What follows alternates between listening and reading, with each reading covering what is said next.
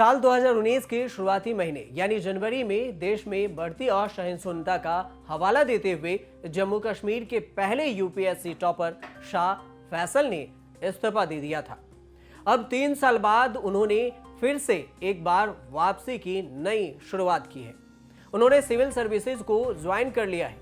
फैसल ने ट्वीट करते हुए लिखा कि मेरे जीवन के 8 महीने जनवरी 2019 से अगस्त 2019 तक काफी कठिन रहे। उन्होंने आगे लिखा कि एक कल्पना का पीछा करते हुए मैंने वर्षों का बनाया हुआ लगभग वह कुछ खो दिया। काम, मित्र, प्रतिष्ठा, सार्वजनिक सद्भावना सब कुछ खो दिया, लेकिन मैंने कभी उम्मीद नहीं खोई। मेरे आदर्शवाद ने मुझे निराश किया। तो आज हम सिर्फ एक सवाल का जवाब जानेंगे कि इस्तीफे के बाद राजनीति में शामिल होने और पीएससी के तहत कैद किए गए किसी आईएएस अफसर का इस्तीफा रद्द किए जाने के बाद फिर से वापसी हो सकती है क्या। साथ में ये भी समझेंगे कि वापसी क्यों हुई।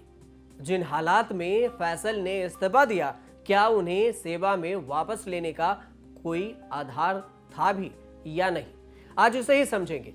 दरअसल जम्मू कश्मीर में 2010 के बैच में सिविल सर्विसेज में टॉप करने वाले शाह फैसल की जितनी चर्चा हुई थी, उतनी ही बहस उनकी सेवा में वापसी की भी हो रही है।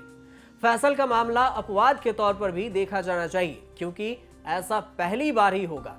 सबसे बड़ी बात यह कि जिस अफसर का इस्तीफा स्वीकार ही नहीं किया गया हो, तो उसे फिर वापस लाने के आधार क्या हो सकते हैं। ऐसे में केस के आधार पर कैडर कंट्रोल करने वाली कॉम्पिटेंट अथॉरिटी सेवा में वापसी का निर्णय ले सकती है।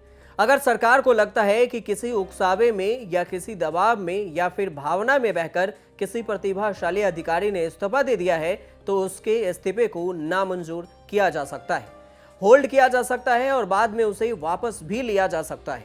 फैसल के साथ भी ऐसा ही हुआ।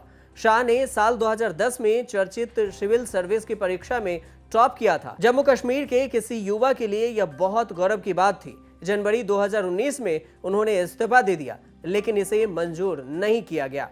उन्होंने Jammu Kashmir people's movement party बना ली, लेकिन इसके बाद अगस्त 2019 में जम्मू कश्मीर का दर्जा बदल दिया गया।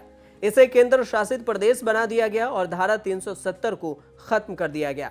इसके बाद वहां कोई चुनाव भी नहीं हुआ, लिहाजा फैसल की पार्टी कभी चुनाव मैदान में उतरी ही नहीं। शाह फैसल ने साल 2019 में कश्मीर पीपुल्स मूवमेंट पार्टी बनाई, 2020 में पार्टी से इस्तीफा दे दिया और अब 2022 में फिर से नौकरी ज्वाइन कर रहे हैं। किसी आईएएस अफसर के इस्तीफे के बाद की प्रक्रिया क्या होती है, अगर इसे समझे तो देश के 3 अखिल भारतीय सेवाएं आईएएस, आईपीएस और आईआरएस, तीनों के इस्तीफे के मामले में ऑल इंडिया सर्विसेज रूल 1958 लागू होता है।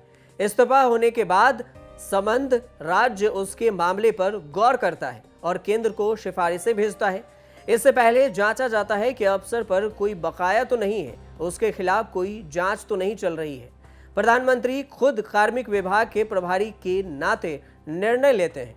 अब सवाल ये कि क्या कोई आईएएस अधिकारी इस्तीफा वापस ले सकता है। एक बार इस्तीफा स्वीकार हो गया तो उसे वापस लेने की अनुमति नहीं दी जा सकती है, लेकिन इस्तीफा अगर मंजूर नहीं किया गया हो तो उसकी वापसी पर विचार किया जा सकता है। यूपीएससी की परीक्षा में 3 चरण प्रीलिम्स, मेंस और इंटरव्यू होते हैं। प्रीलिम्स में 200 नंबर के कुल 2 पेपर होते हैं।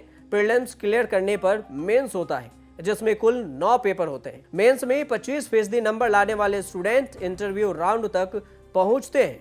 मेंस परीक्षा में 1750 नंबर और इंटरव्यू में 275 नंबर लाने होते हैं। इस तरह कुल 2025 नंबर के आधार पर मेरिट तैयार की जाती है। लेकिन अब ये भी जान लेते हैं कि आखिर कौन है पूर्व आईएएस अधिकारी फैसल शाह। फैसल उत्तरी कश्मीर के सुदूरवर्ती गांव लोलाब के रहने वाले हैं। शाह का जन्म 17 मई 1983 को हुआ। उनके पिता को साल 2002 में आतंकवादियों ने मार डाला था। फैसल ने साल 2010 में यूपीएससी परीक्षा में टॉप किया था। उन्हें साल 2019 के 14-15 अगस्त की आधी रात को दिल्ली हवाई अड्डे पर हिरासत में ले लिया गया। वापस श्रीनगर भेज दिया गया था, जहां उन्हें हिरासत में रखा गया।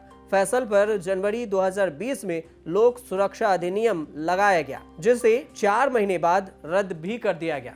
लेकिन अब एक बार फिर से शाह अपनी नौकरी पर वापस लौट आए हैं।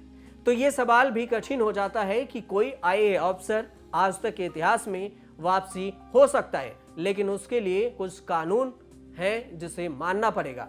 और यह भी ध्यान रखने वाली बात है कि अगर फैसल इस्तीफा दे दिए थे और उसकी मंजूरी हो जाती तो शायद आज फैसल फिर से काम पर वापस, नौकरी पर वापस नहीं हो पाते।